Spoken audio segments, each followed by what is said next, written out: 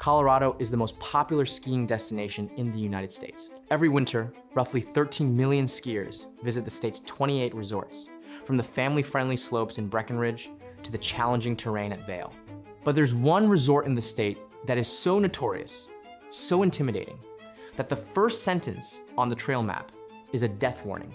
This is Silverton Mountain, and it's unlike any other ski resort in North America.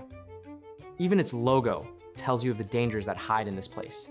Silverton is the only 100% expert terrain ski area on the continent. A single chairlift climbs to 12,300 feet and drops skiers onto ungroomed slopes with gradients up to 55 degrees, blind cliff drops, and some of the most avalanche-prone snowpack that commercial skiers can face. Today, we're looking at the 3 fatal factors that make skiing at Silverton Mountain so intimidating, as well as having a look at the surprising statistics of skiing at this resort. But first, we need to understand why Silverton is unlike any other resort in the Americas. Back in 1991, Aaron Brill traveled to New Zealand and discovered the club ski field model: steep terrain, minimal facilities, and purely adventure-focused skiing. It was a stark contrast from the commercial resorts of America, and Brill became determined to bring this experience back to his homeland. When he arrived in 1999, San Juan County was struggling. The last gold mine had closed years prior, leaving it the poorest county in the state with the highest unemployment rate. Brill quickly assembled roughly 220 acres of mining claims and began the brutal work of building a ski area by hand. He purchased the chairlift from a recycling yard in Southern California for $50,000, and along with 5 employees, they hand-dug 15 tower foundations up the mountain. Silverton Mountain opened in January 2002 as the first new ski area in Colorado in 2 decades. 3 years later, after nearly a decade of waiting for approval, the Bureau of Land Management approved the operational plan to expand the ski area into the surrounding land, making it the only BLM ski area in the lower 48 states. But this mountain operates very differently from the traditional resorts. The base lodge is just a 1,200 square foot tent. There's no running water, no snowmaking, no grooming, no condos, and yeah, no spa. The terrain covers 1,819 lift-served acres, all of it rated expert.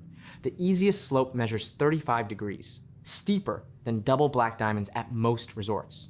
Some runs even begin with rappels. While Vail sees roughly 1.7 million visitors per year, Silverton caps daily unguided attendance at 475 people, though it typically hosts fewer than 80 skiers on any given day.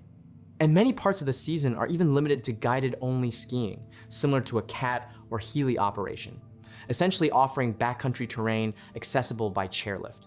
And it's this untamed nature that makes skiing at Silverton so unpredictable. Colorado accounts for roughly 1/3 of all US avalanche deaths since 1950. And the San Juan Mountains, where Silverton sits, are one of 3 primary fatality clusters in the state. 12 people have died skiing the backcountry here since 2013. The dangers at the resort fall into 3 categories, each more severe than the last. Danger number 1, the altitude. Silverton Mountain is the highest ski area in North America, with a summit of 13,487 feet. At this altitude, atmospheric pressure and oxygen sit at roughly 60% of sea level values, creating profound changes in how the human body functions. Heart rate increases 10 to 30% above baseline, even at rest, making any physical exertion significantly more taxing. The altitude also triggers acute mountain sickness in many visitors, bringing headaches, nausea, dizziness, and cognitive impairment. That cognitive decline degrades decision-making in terrain that demands perfect judgment. But the brain isn't the only organ to feel the effects. Studies show that sudden cardiac death is the most frequent non-traumatic cause of death at altitude. And the risk of cardiac arrest while skiing at altitude runs over double the general population rate. But altitude does something else in the San Juans. It promotes the cold temperatures that create faceted snowpack layers. High altitude, steep terrain, and temperature gradients combine to produce what avalanche forecasters call one of the most dangerous snowpacks in the world. So the altitude isn't just hard on human bodies. It's also an environmental condition that makes the snow itself deadly. Danger. Number 2, avalanche risk. Of the 12 outdoor recreation deaths in the greater San Juan backcountry since 2012, 10 were caused by avalanches. Early season snowfalls in October and November are followed by dry spells that arrive in December and January. Cold temperatures and steep temperature gradients transform the shallow snowpack into sugar like faceted grains and depth ore, loose, cohesionless crystals that lack structural integrity. Subsequent storms deposit dense, cohesive slabs atop these weak layers. The result is strong snow sitting on top of weak snow, the classic persistent slab avalanche problem. Colorado accounts for roughly 1/3 of all US avalanche deaths since 1950, with the state having recorded 287 fatalities since 1951, more than any other. And the San Juan zone is one of 3 primary fatality clusters. Like the rest of the surrounding backcountry, avalanche risk at Silverton Mountain itself is significant. The mountain is left almost entirely in its natural state, with one critical exception: aggressive avalanche control. Every morning, ski patrollers conduct helicopter-delivered explosive drops across the terrain. Silverton claims to deploy more explosives than any other resort in Colorado. And beyond the explosives, it's mandatory for every skier to carry an avalanche beacon, shovel, and probe. Yet, despite operating in the most avalanche-prone terrain of any ski area in the United States, no one has ever died in an avalanche at Silverton Mountain itself, a testament to how well their preventive measures work. Danger number 3, extreme terrain. As well as being the highest ski area in North America, Silverton is also the steepest, creating a level of danger that no amount of ski patrolling can mitigate. And it's this: the extreme terrain that presents the biggest danger at Silverton. For starters, the easiest run measures a gradient of 35 degrees, meaning there's no easy way off the mountain. Every route down is equivalent to double black diamond terrain at traditional resorts, with the steepest slopes reaching 55 degrees. Some runs, like Scarface, push nearly 60 degrees over 2,200 vertical feet. And other run names like Concussion Woods and One Foot in the Grave reflect the severity and consequences of mistakes on this terrain. There are no runouts on many slopes. Once skiers lose control, nothing stops them from having uncontrolled, potentially fatal falls. And it's the unpredictability of this extreme terrain that caused the only fatality recorded at Silverton Mountain. In January 2012, snow conditions were described as treacherous and super slick due to sparse early season snowfall.